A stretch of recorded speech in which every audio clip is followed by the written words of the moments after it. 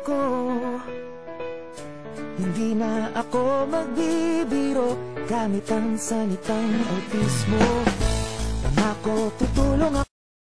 Si Lenny Ann Atwell na nangangakong kikilos para matigil ang maling paggamit ng autistic bilang katatawanan o insulto. Isusulong ko ang tunay na pagtanggap at pagkalinga sa mga taong may kapansanan. Kami mga students ay nangangakong kikilos para matigil ang maling paggamit ng salitang autistic bilang katatawanan o insulto.